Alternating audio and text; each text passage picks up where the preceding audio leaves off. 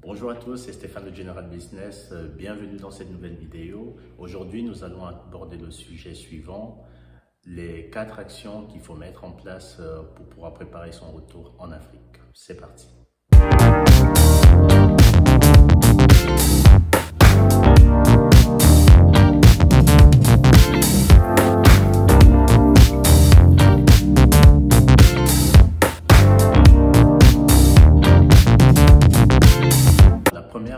Que je suis en train de mettre en place pour préparer mon retour en Afrique, c'est d'abord ma mentalité. Parce que moi, ça fait déjà plus de 20 ans que je suis en Europe et ça fait depuis 2015 que j'ai commencé à entreprendre des projets en Afrique et je pense dans les vidéos précédentes, je vous avais parlé de mon retour d'expérience sur les différents projets que j'ai entamés sur place. Et maintenant que j'ai un peu plus d'expérience, que j'ai fait mes armes, donc maintenant j'ai décidé dans quelques mois de pouvoir rentrer et passer plus de temps sur place pour pouvoir mettre en place les projets dont je vous parlerai prochainement dans d'autres vidéos. Donc pour ça, il faut d'abord préparer sa mentalité et le fait d'y aller régulièrement en vacances, entre guillemets, c'était surtout pour les projets que j'avais entamés sur place. Donc c'était à chaque fois des séjours de 10 jours. Je descendais pour mettre les projets en place parce que la gestion à distance n'était pas vraiment évidente. Donc du coup, je descendais 2 fois par année depuis 2015 pour aller voir les projets que j'avais mis en place et voir comment ça pouvait évoluer, de côtoyer les gens avec qui je pouvais travailler. Donc du coup, ça forge en fait la mentalité de savoir vraiment, de voir la différence entre nous qui de la diaspora qui sommes ici et ceux qui sont au pays, de voir justement dans quelle mesure on peut s'accorder pour pouvoir travailler ensemble parce que la mentalité qu'on a ici diffère aussi de ceux qui sont là-bas parce que c'est 2 cultures différentes. Donc j'ai beau être venu ici à l'âge de 12 ans, mais j'ai passé la majeure partie de ces 20 dernières années hors du pays et du coup ma mentalité par la même chose a changé. Du coup il faut se remettre au diapason, il faut se remettre dans les habitudes culturelles, il faut se remettre aussi dans les habitudes même culinaires, même s'il m'arrive de temps à autre de pouvoir manger la nourriture africaine, que ce soit quand c'est ma femme qui cuisine ou quand c'est ma famille qui cuisine ou quand je vais rendre visite à ma mère, mais c'est pas la même immersion que quand on est sur place. Et pour ça, il faut préparer sa mentalité parce qu'on a tendance souvent, nous, personnes de la diaspora, quand on retourne au pays, à vouloir en fait donner des leçons à ceux qui sont sur place, alors que c'est à nous de nous adapter parce que eux, c'est leur vie de tous les jours et que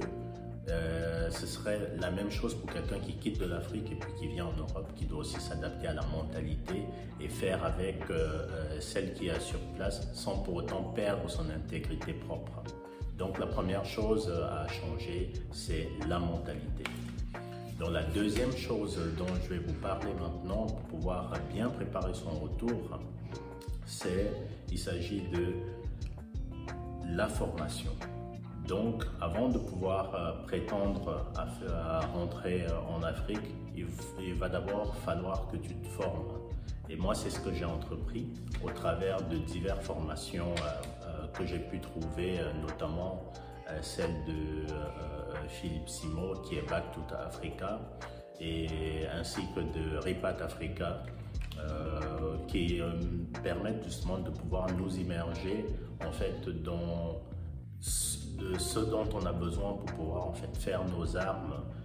pour préparer notre retour, que ce soit sur le plan logistique. La formation elle est très bien construite. On peut vraiment fixer en fait des objectifs de vie selon comment on a envie de progresser, donc c'est-à-dire avoir une feuille de route en fait. Donc la formation consiste à ça, avoir une feuille de route et pouvoir planifier dans le temps ce qu'on aimerait faire à court, moyen et long terme. Donc c'est un peu sur ça que j'ai pu travailler sur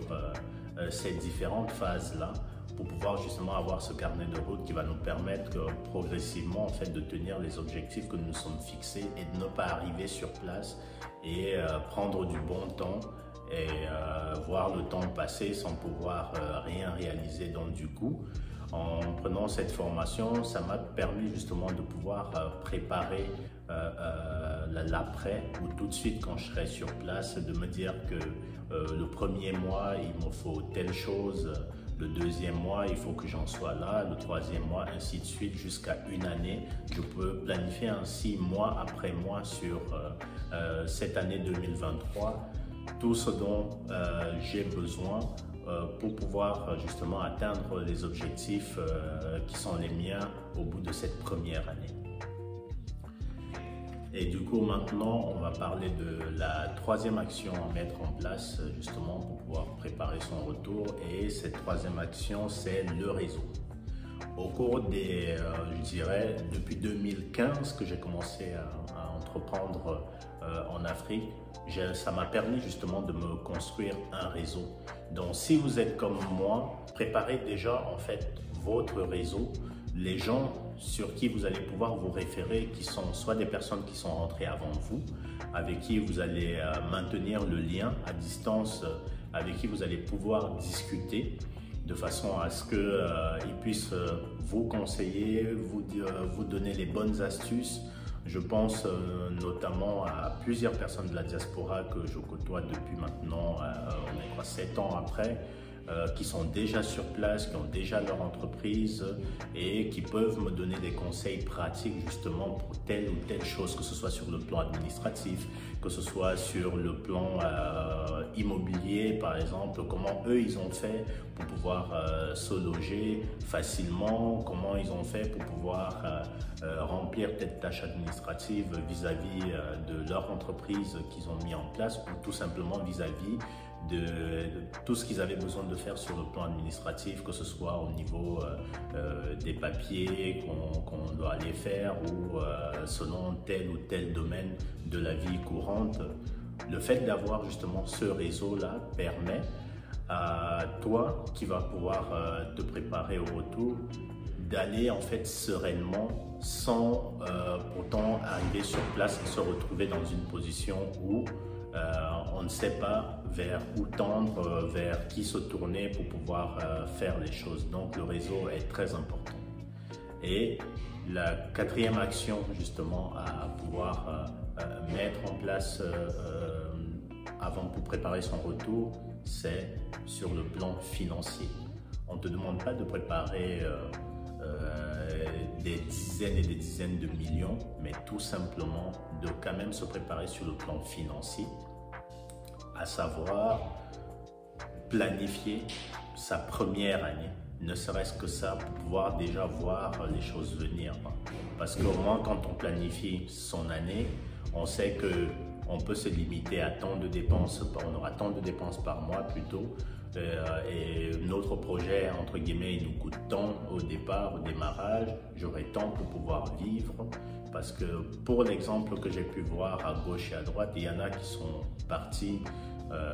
ils n'avaient que 12 000 € en poche, parce que la vérité qu'il faut se dire, c'est que quand on est de la diaspora et qu'on va justement au pays pour démarrer une activité, on a un niveau de vie ici qui est différent de celui qui est là-bas, et il faut quand même un minimum pouvoir maintenir ce niveau de vie là. Je ne dis pas qu'il faut avoir tout le confort comme ici, mais de se dire que des choses comme l'eau courante, avoir un forage, avoir l'électricité, je parle ici des panneaux solaires. Où est-ce qu'on va choisir son logement, de choisir un logement qui a un minimum, un forage, des panneaux solaires pour avoir l'électricité tout le temps, et aussi au niveau du transport, de pouvoir aller dans une zone qui nous permet d'avoir accès au transport facilement, de pouvoir prendre un taxi facilement quand on rentre tard, de se dire qu'au moins il te laisse devant la porte et puis tu es chez toi. Parce que On sait très bien que aller et avoir tout de suite, certains le peuvent parce qu'ils se sont préparés bien en amont, mais ce n'est pas le cas de tout le monde et ce n'est pas ces choses-là qui doivent justement vous freiner pour pouvoir dire que vous allez entreprendre. Et par-dessus tout, quand vous commencez justement votre projet, ne mettez pas tout votre argent dans le projet parce que je sais de quoi je parle. Ça fait déjà près de 7 ans que j'ai commencé à entreprendre des choses, mais comme c'était à distance, je suis parti avec une mentalité entre guillemets à l'européenne où tout va rouler, tout va fonctionner comme il faut, et au final je me suis pris de grosses claques parce que j'ai investi beaucoup d'argent et au final ça n'a pas fonctionné comme je voulais, mais du fait que tu as déjà engagé énormément de dépenses, tu ne te vois pas justement te dire que stop, ça suffit, je préfère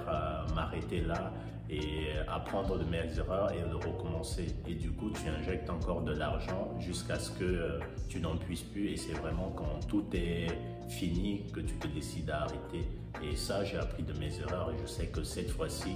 je commencerai des choses, mais de façon vraiment petite, et en avançant, je pourrais vraiment arriver crescendo à augmenter cet investissement de façon à ce que tous mes œufs entre guillemets ne soient pas mis dans le même plat, et surtout de ne pas investir énormément au début.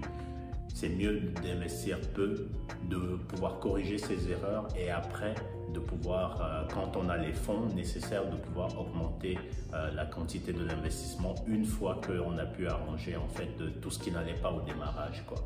C'était Stéphane de General Business. N'oubliez pas de vous abonner à la chaîne. À bientôt pour de nouvelles vidéos. Ciao.